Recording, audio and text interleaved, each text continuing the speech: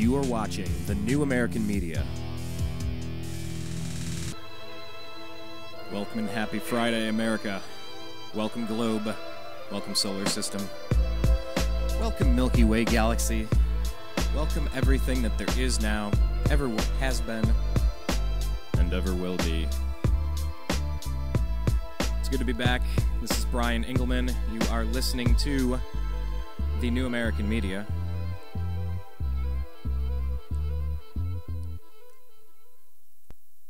And what you just heard there, that was the Juice Media. It's called Rap News 15. You got to go check it out on YouTube. P.S. While you're there, check us out. Go to youtube.com/thenewamericanmedia and subscribe to the page. We're going to be putting up a whole bunch of new things. Check out our 2012 interview with Dr. Jose Jaramillo. You keep hearing about December 21st and the Mayans. What does it mean? He's one of our favorite guests. Check out our recurring conversation that's over there. Check out our homepage. A whole bunch of updates coming very soon. thenewamericanmedia.com. And make sure you're following us on Twitter. We're at American_media_.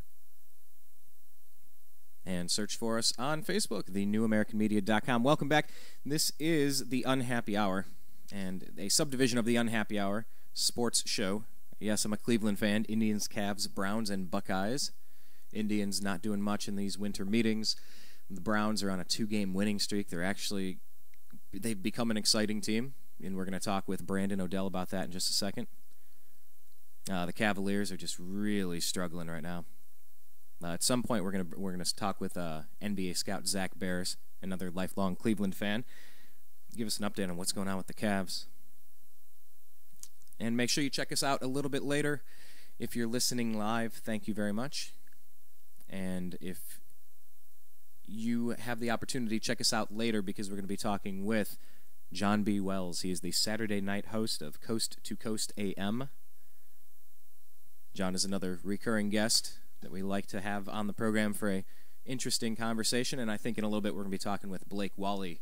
Blake and I co-host a radio show over at freedomizerradio.com every Monday, Wednesday, Thursday from noon to 1:30. I usually do the Monday shows, and I'll make cameos on the Wednesdays, Thursdays. It just depends. It's a floating schedule. And you guys can join us too. So send us a message, connect with us, send us a direct message. We'll get the dialogue going back and forth. If you want to join this conversation, we want you to be a part of it as well. So without further delay,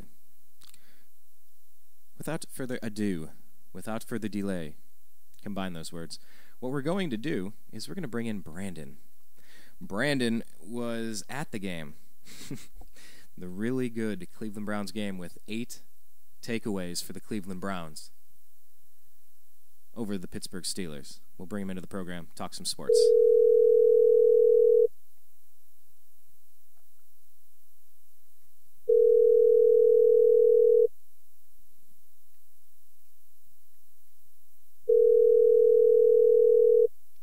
Gotta love live radio. Hello, you've reached Brandon. Love it. Love it. Yeah, one of these days we're going to have...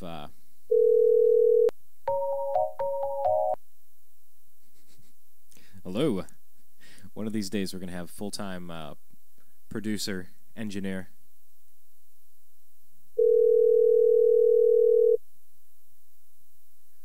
One of these days we'll do it that way. Hello, you've reached Brandon Odell. Please leave your name, number, and a brief... Love it. Well, we're trying to talk about the Browns. The Browns are obviously on a 2-game winning streak. It's a good time to be a Cleveland Browns fan.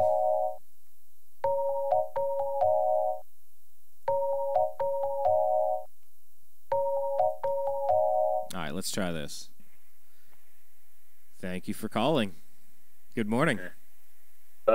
What's happening, my friend? You are live on the air. How are you doing, sir?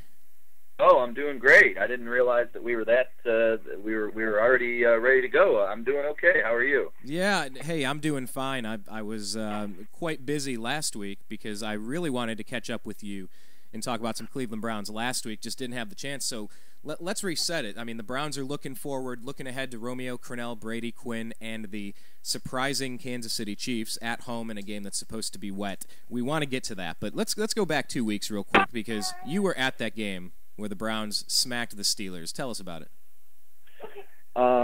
It was a lot of fun.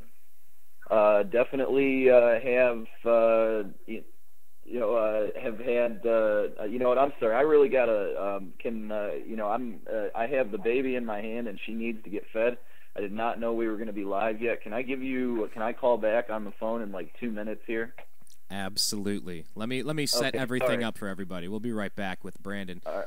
No, but that's the fun of the live phone calls, of the live radio show. You know, we're just normal people trying to connect over the Cleveland Browns, the Indians, the Cavs, the Buckeyes, the undefeated Buckeyes, national champion, 2012 national champion. Actually, will it be 2012-2013 champion, Ohio State Buckeyes? Yeah, I know the Buckeyes aren't technically eligible. They're not technically eligible to play in a bowl game.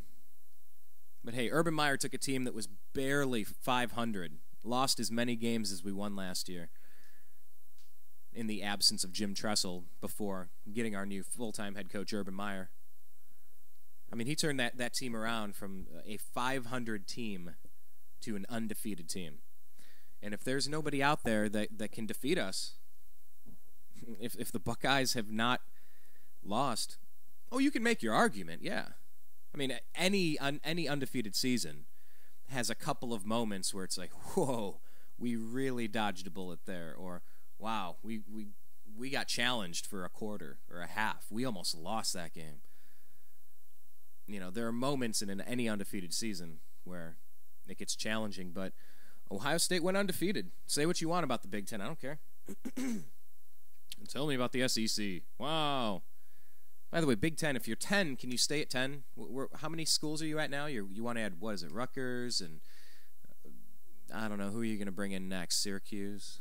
I don't know. The Big Ten is becoming quite the odd conference.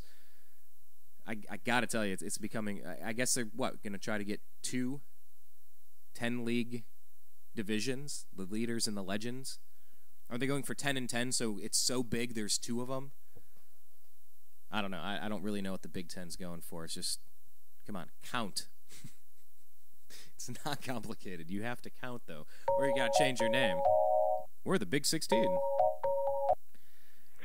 right, I believe this is Brandon joining us again. Brandon, hello, sir. Yeah, sorry about that. It's one of the, sometimes when you have a 4-month-old, they tend to dominate your attention a little bit. Hey, man, you know what? It's nice that for the first time in quite a long time, the Cleveland Browns are dominating our attention a little bit for a good reason. 2 out of 3 wins.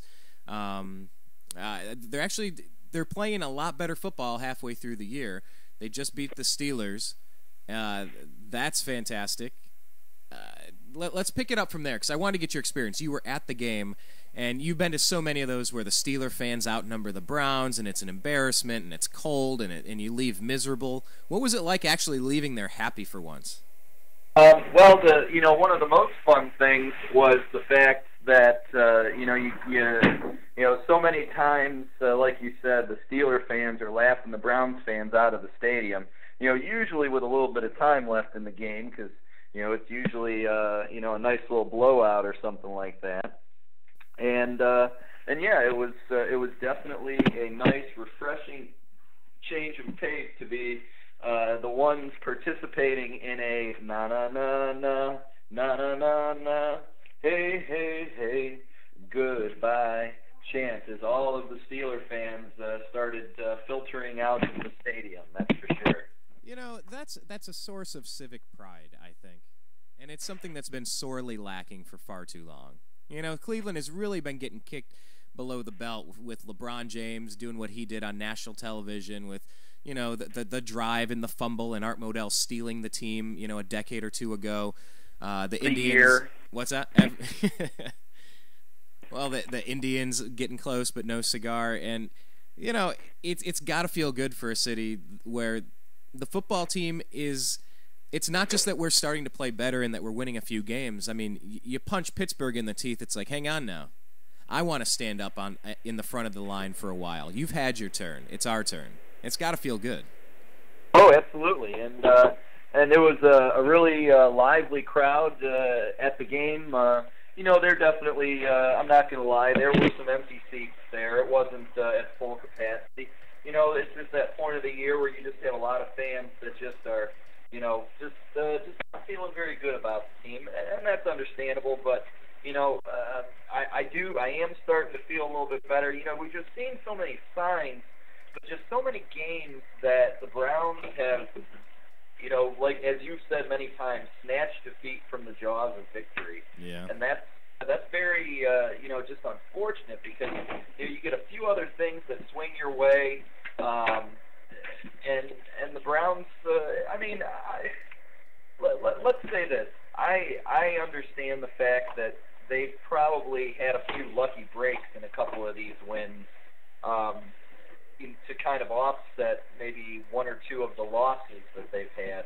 But I don't see why this team couldn't have been, say, 6-6 at this point with 4 games left to go. Right. That's a 2-game swing in terms of wins and losses. And just imagine how much stronger in the national media, people would feel about the Cleveland Browns if they had managed to beat a Philadelphia Eagles team that is absolutely reeling right now, and then a Dallas Cowboys team that is very, very up and down, and we caught them at a time when they were, pretty much down, and sent it to overtime. But honestly, it shouldn't have ever went to overtime. Making that play that Brandon Weeden made to throw that touchdown pass with, a minute left, that defense, with all the good plays that they've made this year, needed to find a way to be able to close that game out after the Browns offense gave them a chance. They weren't able to do it. So either way, a 6-6 team, man, we would be feeling a lot different about that than a 4-8 team. Well, but you know what? I'm not saying it's going to happen, but there's always the possibility that they could continue to string together a few more wins in a row. Maybe this team is able to go 7-9. And I think a lot of people are really going to feel pretty strong about the Cleveland Browns going forward if that's the case. Well, let me tell you, my fantasy football experience this year very closely mimicked the Browns' season. We went 1-6, and the Browns started off really, really bad and let a few get away. Don't forget that Indianapolis game where that game-winning touchdown pass, it's right in Josh Gordon's hands. It hits that part in the field where the shade goes to light. And the shadow might have messed with him a little bit, but this is a team that could have won that game. That had the defending Super Bowl champion Giants, down in a hole 14-0, and then let it slip away. This is a team that was really battling the Ravens in a game that could have been won, and I am seeing a little bit more national attention for the Browns. I just saw Trent Richardson on NFL Network about half hour ago. It's pretty nice. I have to say. Oh, just kind of talking about the breakout seasons and just a little bit of a player profile. It was for a fantasy sports show that they do on NFL Network. But, you're starting to see him out there. I saw Brandon Weeden, like a little promo that they're going to talk about him on ESPN or something like that. And, the team, they're kind of exciting with a 29-year-old rookie quarterback. And, and don't forget about the fact that Josh Gordon, in just last week, really had his true breakout game, and is really coming on as, let's be honest, he's not going to be the NFL Rookie of the Year, not when you have Andrew Luck in the NFL. So that's not going to happen. However, there certainly is a pretty significant upside to him going forward.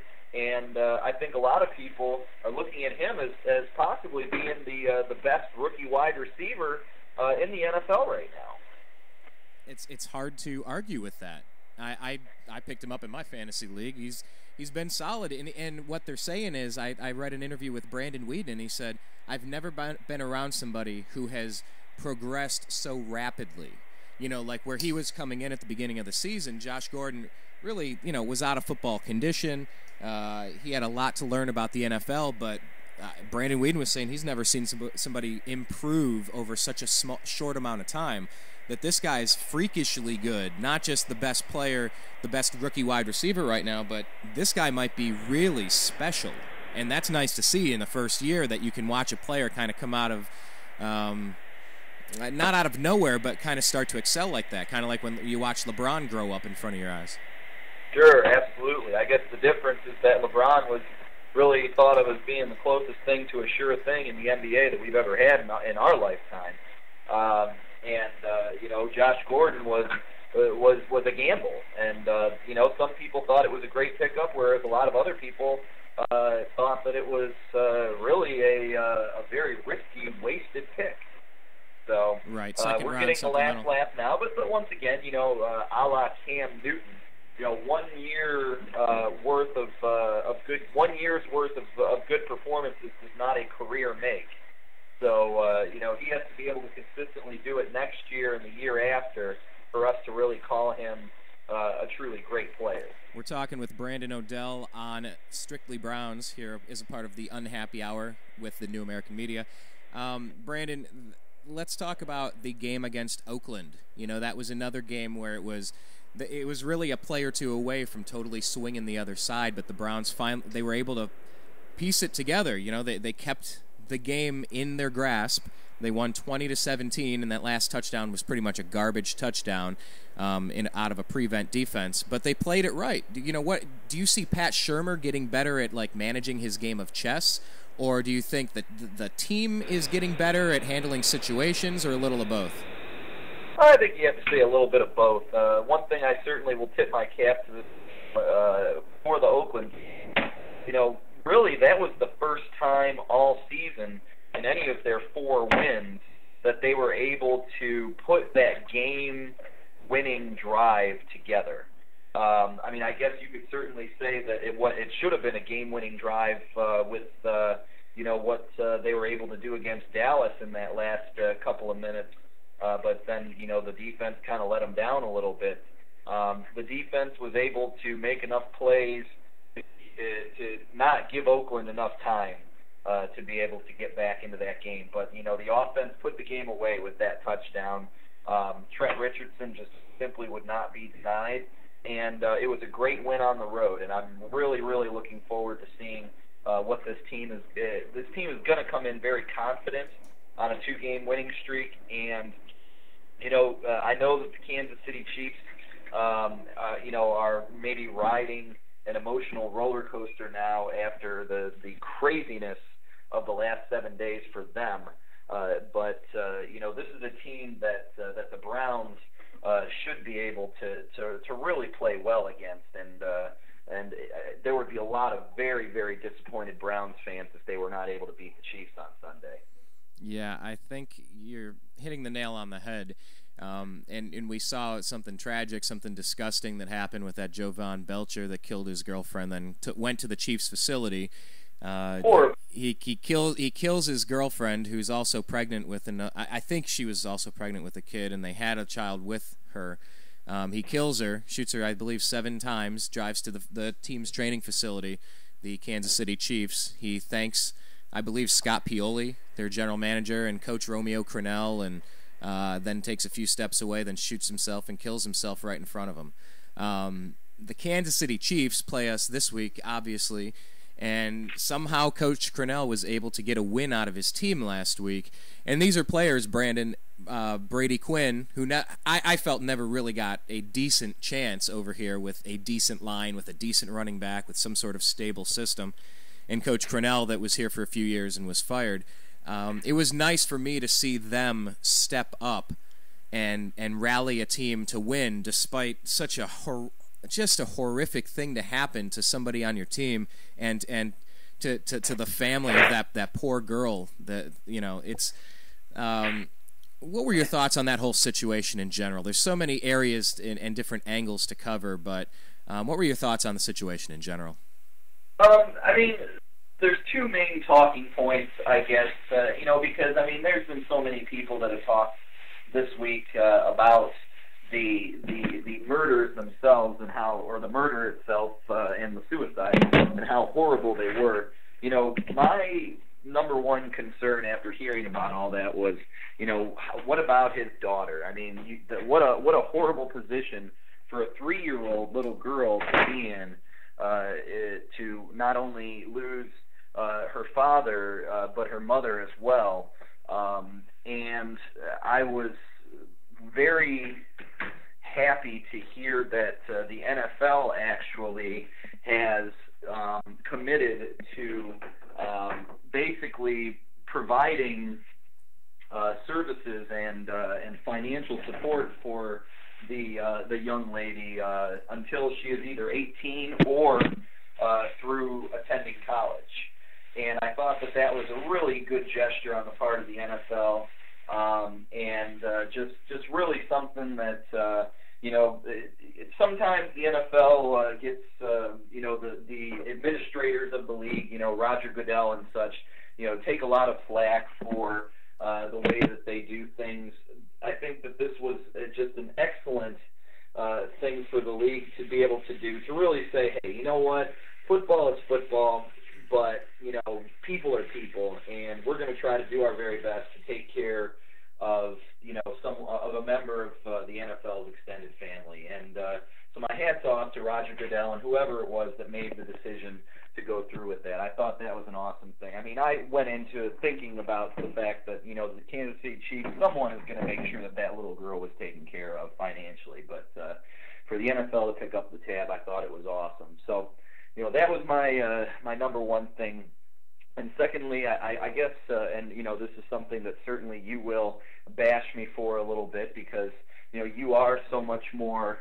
I don't want to say tech savvy, but you are so much more entrenched within the social media universe than I am. I really thought that Brady Quinn's post-game comments regarding how so many of us spend far too much time worrying about our digital lives and far less time worrying about our actual personal relationships with one another, I think really hit the nail on the head. And my hat's off to Brady Quinn as well for making those comments, because it's something that I really have felt for a long time.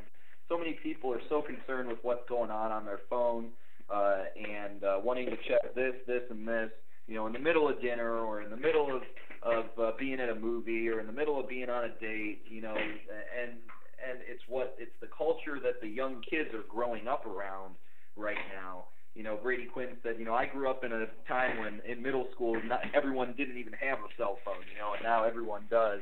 And it's a sense of entitlement to where, teaching in a school, my students are looked upon as being poor or inferior if they don't have the latest and greatest in technology. And honestly, I see a lot of kids who are receiving, financial assistance, like reduced lunches and stuff like that are walking around with iPhone 5s and stuff. And, wow. That's a whole different issue. But the larger issue is the fact that, I myself am far more concerned with the relationships that I have with people than with the relationships that I have with technology. Wow, there was a lot in there that I want to expand upon, because the concept of, at what point do we all need assistance? I was recently in San Francisco, and I saw the signs about, if you're thinking of jumping, you can call this number for assistance. You change the channel from the news over to sports, and then you hear about a football player that takes his own life. He clearly needed some assistance, whether you can help someone like that or not. It just kind of puts it all into perspective. This is a time of year where my good friend Seann Flynn, he was a big part of this show, he died a year ago in a motorcycle crash. And it's just a time of year where you think about these things, when you think about your family and your friends and your personal interactions. So when you see something like, whether it's the Batman shooting, or whether it's this Chiefs player that kills his girlfriend and then kills himself in front of the team, it does put things into perspective. And I'm not going to bash you about those comments. I love that he went introspective, because that was his personal thought, one of many personal thoughts, I'm sure, but articulating one particular moment where he just reflected on himself, where, am I working to be the best friend, to be the best spouse, to be the best boss or employee, to be the best neighbor, or am I so wrapped up in all this other crap, I'm losing sight of what's really important. I think that's the main point. That is the main thing. I have no problem with technology, and hey, to each their own.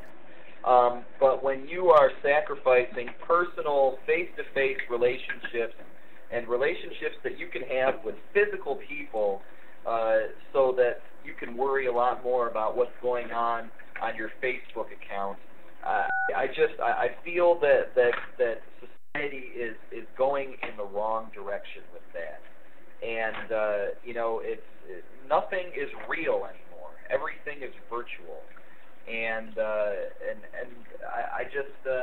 I don't agree with that. Like I said, I love technology. I have a laptop. I have a normal cell phone. I don't have a gadgety type of a cell phone. But I just have never. And maybe I'm kind of an old-fashioned person anyway. I like the pages of a book rather than a Kindle. I like to call someone on the phone rather than trying to just see what their relationship status is on Facebook. I just think that there are so many people that try to focus more on their digital lives than on their real lives. Well, I think you bring up a good point too, because you mentioned at what point do we need help, and you said you're witnessing, you've seen it, you've heard stories. We all have. We've all seen, whether it's the Obama phone story from the recent election in the city that we root for with the Indians, Cavs, and Browns. The Cleveland Obama phone. What do we need? Are phones something that we need? And if we have to put our hand out and say, I am completely unable to take care of myself, I'm sorry, but I need some assistance here. I don't know that a fancy iPhone 5 qualifies as I'm in need so much that I'm going to raise your taxes or I'm going to make life harder for you. You need to give me more because I'm entitled to this thing, and I'm either unable to work for it or I'm unwilling to work for it, so I need you to give me more. I think there's a growing conversation about that in our country, and you can see it at a school level, and a community level, on a national level. With $16 trillion on a credit card, you start wondering, at what point do you really need help versus it's a cry for help, or they're just doing it to get attention, or just because they found a way to defraud the system. It's a complicated issue. Mm-hmm. Absolutely, and once again, I'm not, to the people who enjoy spending time online, which I certainly do as well, and enjoy Facebook and Twitter and everything else that goes along with it. The more power to them.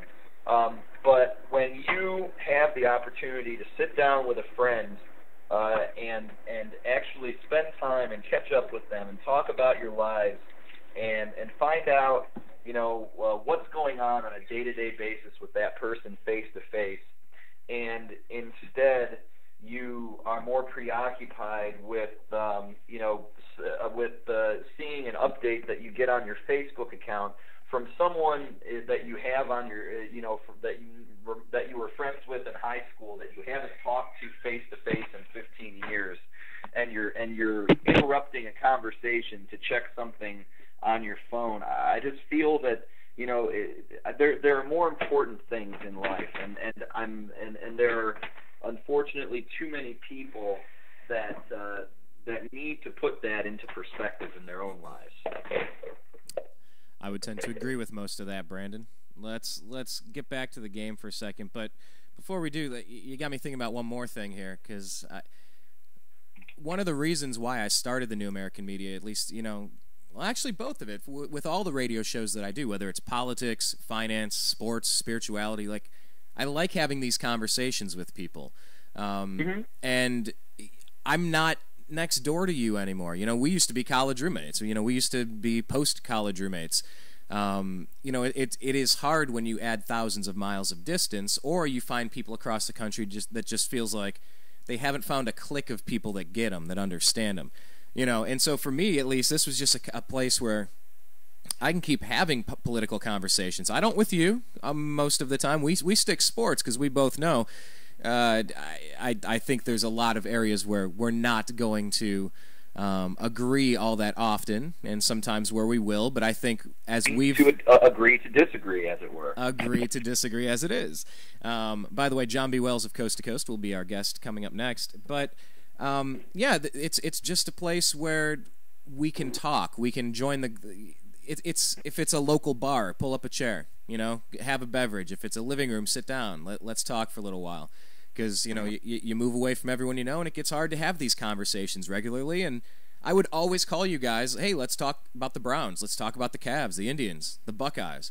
And I'm like, well, what the hell? Let's just do this because we know there are other Buckeye fans out there, other Browns fans out there. So I think that's exactly why we do this, Brandon, is to keep that connection to all of our real friends active. And I wholeheartedly agree. I think that it's great that you do what you do. And once again, I am not saying anything to truly disparage people who enjoy, things like Twitter and Facebook and stuff like that. I just see it too often that people allow that to consume their lives, and I think that ultimately. Maybe what Brady Quinn was trying to say is that there were signs there that something was wrong, but everyone was too wrapped up in everything else that they had going on to really take time to find out what it was. Well, that might be the case, and you hear other theories out there. Jason Whitlock of Fox Sports calling the NRA being the new KKK, and then Bob Costas going on a giving his gun dissertation.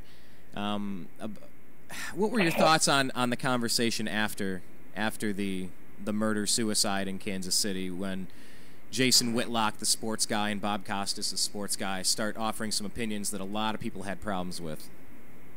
I can't say that I have really spent too much time listening to those particular comments. What I did see from Bob Costas, and that it did originate with Jason Whitlock. Jason Whitlock is a very outspoken columnist. He is an opinion columnist. He's not a sports reporter, and certainly out of any sports columnist, he is among the most nefarious for some of his attention-seeking commentary. I do agree with the fact that I think that there are issues with some of the gun control laws in America. However, under no circumstances do I truly believe that we need to take away guns or anything like that. I think that there are a lot more people in the United States that want to be responsible firearms owners than those that do not. And especially living where I live, it is a very prominent area for hunters around here. It's and some of my best friends are hunters. I don't. But do I think that just anyone should be able to purchase a gun? I think about this guy that was going to shoot up the Twilight movie. I'm sure you probably heard about this, and was able to purchase all of the ammunition and the firearms.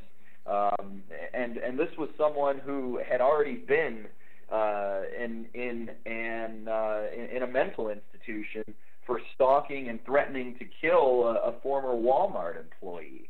And I'm sorry that there's got to be something wrong with someone who has that kind of mental disparity between what is normal and what is not, being able to just go up to the store and say that it's my right to bear arms, and so that's that. I think that some people lose that right and don't deserve that right, and it should be a privilege more than a right, I guess, in certain respects.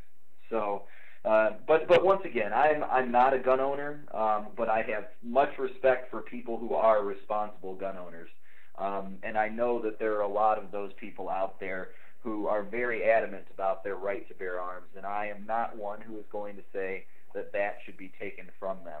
But I do believe that there needs to be a serious discussion about the steps and precautions that are taken to ensure that guns go into the right hands. Well, I read that report from Tony Dungy saying that 3 out of every 4 players in the NFL, in his experience, have guns. And I said, my immediate reaction was, what's wrong with the other 1 out of 4 people? Why don't they want to defend themselves in case of something bad happening in the middle of the night or a tyrannical government? And that's where a lot of the conversation steers, because the conversation is being tried to take that window of conversation, a 10-yard frame to play the conversation game, and make it seem like, oh, well, as long as people are responsible or hunters, then they're cool.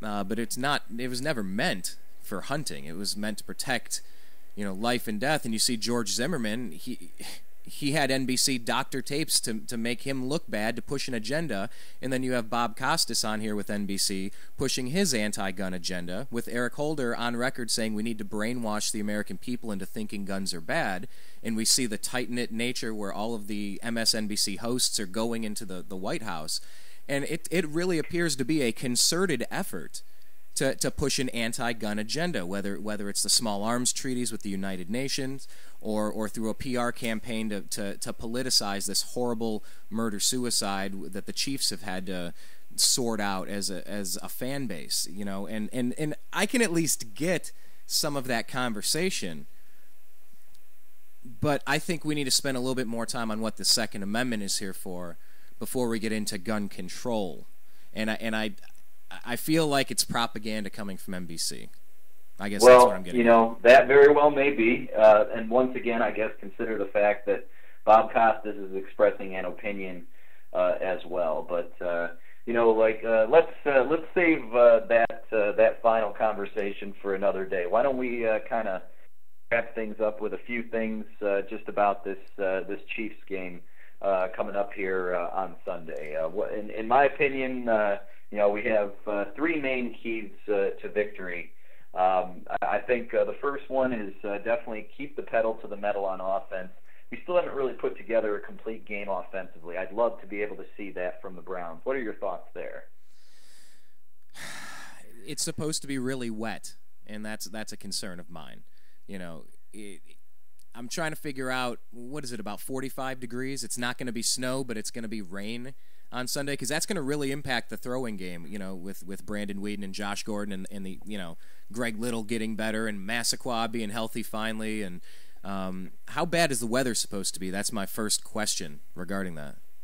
I guess I've not really seen anything in particular. I've not looked to see what the temperature was going to be and stuff like that. But yeah, as far as the weather around here, about 49 degrees and rainy and stuff, but that's 2.5 hours from Cleveland, so that could certainly be different there, but probably something pretty similar to that. Well, I think this, reading the comments and I want to get your thoughts on the Joe Thomas, Peyton Hillis back and forth really quick, but with that offensive line and Mitchell Schwartz and Alex Mack and the guys really kind of gelling as a unit, I think we're going to see some really hefty running performances from Trent Richardson and the Browns. I think, and even with Hardesty filling in there, he's a good change of pace back. He looks like a different player this year. So I think we're going to see some of our best football out of the Browns. I've said it all year. After the break, after the bye week, I think we are going to be a dangerous team. And I think whether it's rainy or not, I think we're going to make drives and put points on the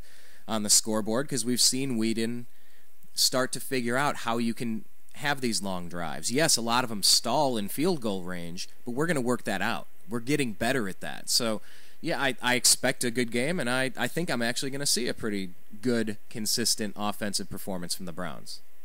And here's something else to think about there, too, is, you talk about the conditions maybe not necessarily being conducive to a lot of passing.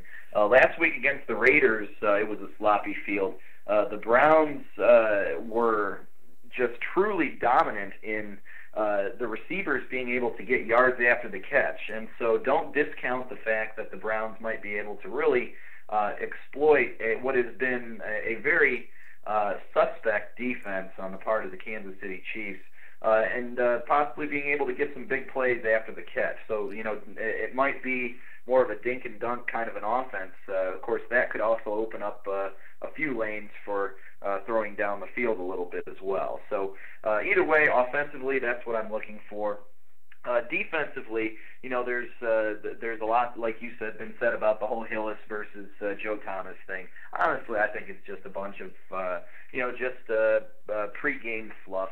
And once the game starts, I don't think, if you need any more motivation than the fact that your team is 4-8 and you've had a 2-game winning streak and you're trying to get things together, and then on the part of the Kansas City Chiefs, if you need any more motivation other than the fact that your team is 2-10 and trying to get things back together, then you need to think about why you're really playing this football game. I think it's just a bunch of pregame hype. I'm not really reading too much into it. It's more comical than anything else. But defensively, Jamal Charles is going to get his yardage. I think where the Browns need to be able to make a difference is limiting his yardage. Maybe he gets 80 yards or something like that, but the Browns are able to stop those passes on third down. Dwayne Bowe is a very good wide receiver, one who has had a really down year in a lot of ways just because of the fact that the Chiefs aren't scoring a lot of points. Brady Quinn came off his best game of his career possibly last week against Cam Newton and the Carolina Panthers. Let's make sure that he doesn't duplicate that. I think that our defensive line has the ability to create far more havoc versus Brady Quinn and the Chiefs' really banged up offensive line than what they saw against the Carolina Panthers, who are in a downward spiral themselves. So, harass and harry Brady Quinn and get him into making mistakes. And he'll throw a couple of bad passes that are going to be nice and juicy interception opportunities for the defensive backs. So what is your prediction then for this game, good sir? I really have to think that the Browns are going to go into this game with a lot of confidence, maybe a little bit of swagger as well. It's about time for them to be able to start playing with a little bit of swagger. They've beaten they beat the Steelers, and they beat a team that they were supposed to beat in the Oakland Raiders. So let's see them beat another team that they're supposed to beat in front of a home crowd that's really going to be excited after seeing them win 2 games in a row.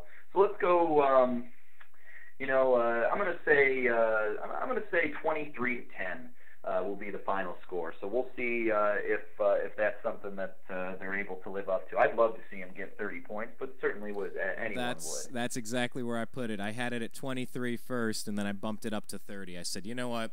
Maybe the defense gets a pick 6. Maybe we get another fumble. We had 8 takeaways. Those aren't turnovers, by the way, Steeler fans. Those are takeaways. We took the ball away 8 times. I don't care how bad your quarterback is. That is a lot. And that defense with Joe Hayden back and with Phil Taylor back and with the Taba Rubin back and with DeQuell Jackson there and with some of these new draft picks, this team is way better than we used to be. And they're getting better by the week. They're more dangerous every time. So I'm going to go with 30-16. The Browns are going to bring that back. I mean, one final point about the Browns here, and then we'll just hop to overtime if there's anything we want to cover, especially the Buckeyes. But the Cleveland Browns 4-3 in their last 7 games. Before and after the bye week, 4-3, including that overtime loss to the Dallas Cowboys in a game that could have been won versus the Ravens. So, I mean, the team is playing a lot better football now than they were in game 1, where we couldn't cross that line with the Eagles. So what do you think the final record's going to be with the Browns this year? They're 4-8 right now. They have a few more games to go. Final record? 6-10. We'll say 6-10. They're going to split these last 4. They're not going to beat Denver in Denver, and it's going to be. I think that they're going to have a hard time beating Pittsburgh on the road. So we'll say 6-10. But I'd love to be wrong. So we'll see. We got to be quick here because I do have a baby to attend to again. So, final thoughts about the Buckeyes here. Yeah. I talked about it in between the time where I called you the first time and the second time a little bit, but Urban Meyer taking a 500 team and taking them undefeated. People can call you lucky all you want, but at the end of the day, they were able to win every single game on their roster. There was nothing that tripped them up in the regular season, and I'm declaring them 2012 national champions. Go ahead and prove us wrong by beating us. You can't, because you can't.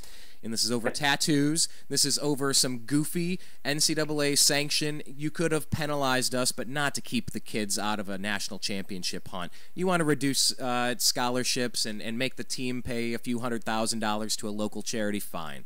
But that should have been a slap on the wrist, not completely destroying an undefeated season by Urban Meyer and those great Ohio State Buckeyes football players down there that really impressed me this year. What were your thoughts? I mean, pretty much the same thing. I mean, but you can always say, what if? Maybe they would have had more pressure on their shoulders and it would have been a little harder. I mean, it was a down Big Ten this year. The teams, there were some teams that just really weren't quite as good as what they could have been. But either way, I mean, you could play the guessing game about, oh, well, they could have beaten this team in the bowl, they could have beaten that team. But the fact of the matter is that they're not playing. And I look at it that way, and I guess I just look ahead to next year. You have Braxton Miller coming back as a junior, really hopefully coming into his own as being a potential Heisman finalist, possibly even a Heisman candidate this year. We'll see what happens. But I'm looking towards next year, and in the meantime, I'll root for Notre Dame in the BCS national title game. And then really quick, you don't expect the Indians to do anything drastic, and any thoughts on the Cavs? Cavs stink, Indians stink. That's pretty much my thoughts right now. You are not the only one who roots for the same things that is saying the exact same line. So I guess we'll leave it at that for now. Brandon, it's always good talking with you. Thanks for joining us again today, and the best to you and yours in the actual reality, the real world, not just the virtual world. Please send my regards to your loved ones for me, all right? And you do the same, and go Browns. Go Browns. Thanks, Brandon. That was Brandon Odell.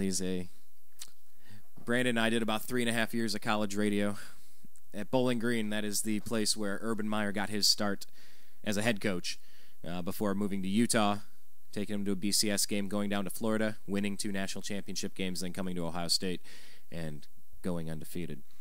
Well, as I mentioned earlier in this episode, it has been a year since our friend Seann Flynn has passed away. He was one of my best friends out here in Los Angeles.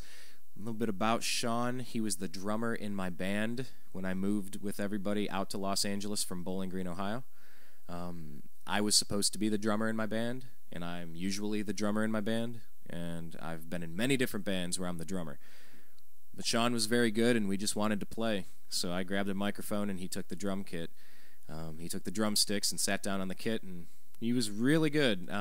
Just got a song back from Seann, and this is something we were working on for about 2 years, just little pieces here and there, and just as a side project now, we got to continue it and keep it moving. It's one of the last things that I worked on with Seann before he died in his motorcycle crash, December 5th of 2011, last year. But Seann was a main driver here at the New American Media.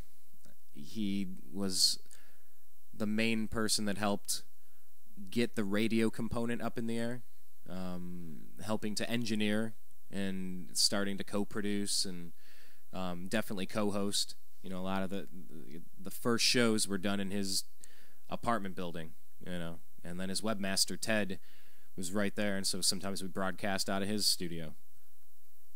So it's definitely that time of year when you hear horrible things in the news about Jovan Belcher, and you just see tragedy all the time, whether it's the guy that falls in at the subway, somebody pushes him into the subway where he's killed. Just some really disgusting stuff and really sad things going on. And anyway, I tell you all that because yesterday, 2 days ago, got a mix back.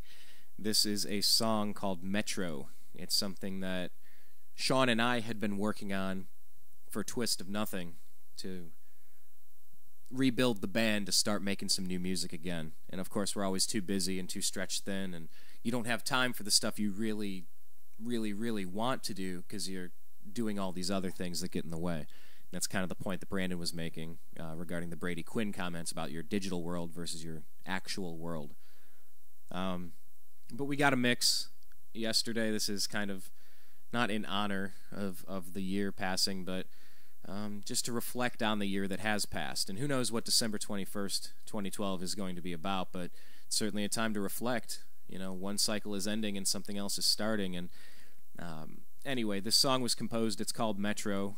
Seann and I were working on it, and we brought in our friend Johnny Rabb, one of the best drummers on the planet, to participate in the project. I've been a huge fan of Johnny Rabb, the musician, and then the human being. We've been pals for many years now. We've worked on a few different projects with different results. But Johnny's one of the great drummers out there, and so when Seann and I were working on this project, I instantly thought of Johnny and said, "Hey, you know, let's do a track. Let's put this stuff together." It was agreed. We all met. We hung out, bounced a few ideas back and forth. And once again, it's a situation where you're just so busy, you never get around to doing that thing that you felt like doing. So you get back around to it at some point, and you work on the project a little bit, and then what happens is that's kind of right around when Seann was in his motorcycle crash. You know, it was a project that just takes a while to put together, and we're all busy. And it really kind of spurred last year getting the first version of this complete. And now we're gonna let you take a listen to this one. This is like step 4, step 5, step 6 of the songwriting process. I just feel like sharing every step of the way. It's kind of fun. It's interesting to peel back the layers of an onion. I just watched a muse behind the scenes look of how they record all the music and how they create all the sounds that you're hearing, and you know, really how the sausage is made, they say in politics and in sausage. But yeah, this is a version my brother Chris Engelman just put together, including Johnny Rabb's drum parts. Johnny's playing the digital drum kit. I was going to say the acoustic kit, but it's a digital kit. And Seann has programmed a lot of the music here, and we're just going to play it for you. The song's called Metro. I want to thank Brandon for joining us on the program today here at Strictly Browns on the Unhappy Hour. And here it is. Check it out. Metro. Seann Flynn, Johnny Rabb, Twist of Nothing, me, my brother Chris. Something we've all been working on for a while. Take a listen. Thanks, guys.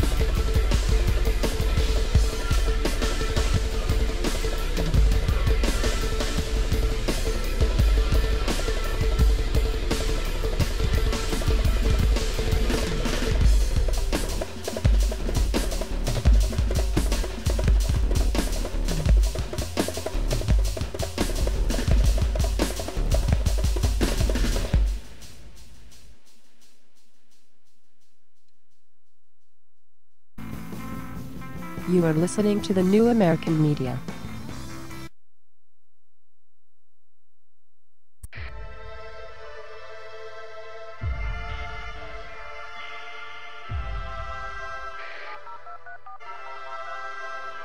Welcome back, netizens, to this newest edition in Juice Media series of rap news journalism with me, Robert Foster. This evening we're actively delving in depth to facts which affect all of us who dwell on this internet, and we've got to give a special welcome to all the ladies and agents from the NSA, ACO, MI5. Glad you're listening in, because today's show is all about surveillance and how it's spreading from the streets into our modems. As we speak, laws are being tacitly written in to implement ways of controlling the expanse of this internet to keep us safe, we're told. But from whom? And will this place ever be the same if these plans go through? To find out, we connect with our first guest to comment on the matter. We're live at the Panopticon with General Baxter. General? Son? Good to have you back again with us. Explain why the state is spying on us. My fellow Oceanians, as you know, we've always been at war with Eurasia. Or is it East Asia? Either way, it's war and we need division to wage it. But now the proles are connecting online, bypassing these illusory divisions of race, religion, and nationality. Sounds grand to me. It's a catastrophe. Centuries of hard work are being undone, profits are vanishing, and it's due to the internet. It's empowering humanity. We need to get this snafu under control rapidly. How? Behold the latest weapon in the war of terror. Our greatest invention since 9/11. Guaranteed to keep us free and safe forever. I give you the surveillance state, ladies and generals. Our secret wires log your key style. Monitor every single number on your speed dial. Rewind straight to your position with facial recognition and pinpoint you within 0.03 of a mile. We've put eyes everywhere without consulting you, keeping you safe whether or not you want us to. Soon there'll be no freedoms left for threatening.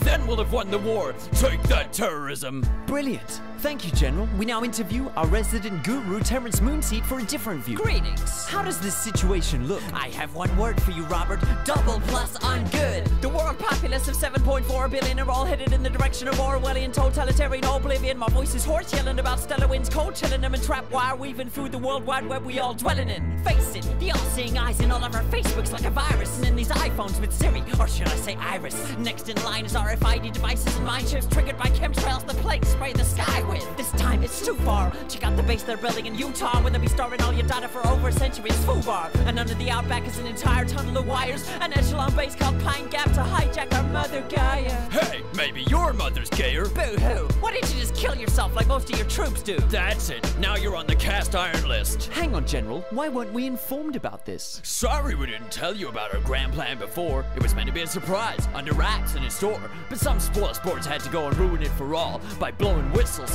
in spite of the damn law. Bill, Benny, and Thomas Drake are trailblazers for leaking these tactics. Hey, civil liberty activists, this is all legal. Anything we do now actually is. How did... You can't question my authority thanks to this. And that shit's global, people. In Australia, it's now legal for the government to store all SMSs, searches, and emails. Australians, it's taking place under your nose. Unless you wake up, all your data are belong to ACO. Come on, everyone knows you can trust the government now. If you've got nothing to hide, you got nothing to worry about. That might be the case with things that are happening now, because most people agree with most of the laws that are being handed down. But once the Illuminati reveal their agenda for you, this surveillance will enforce laws you no longer consent to. But by then it'll be too late to protest too, and anything you've ever said, typed, or browsed can or will be used against you. I'm confused. So what should we do then? What should we do? Nothing. This is all an illusion. It's just a ride, a delusion, the Matrix, the Maya deceiving us. Oh, you hippies really make our job so much easier. Sorry to interrupt, but we're picking up a signal from beyond the space-time continuum. Quick, switch on the juice channeling portal.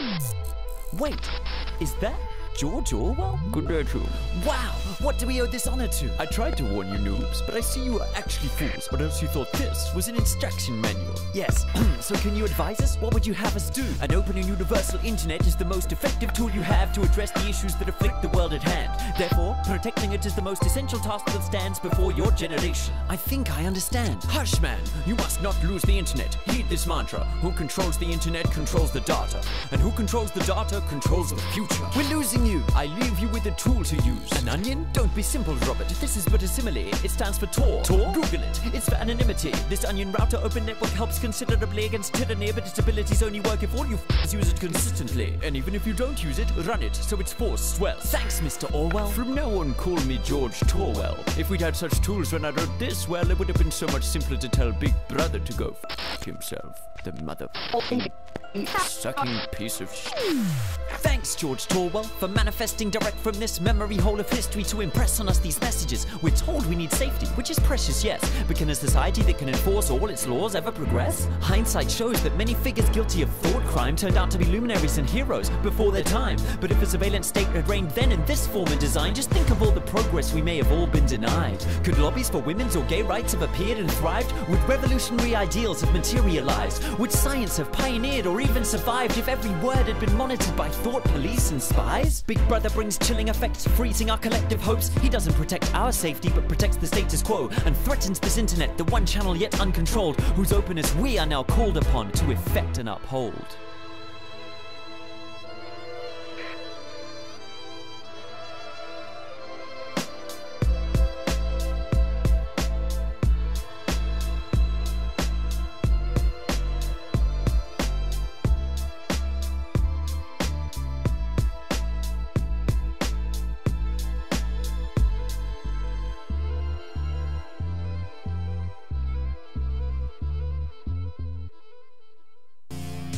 You are watching The New American Media,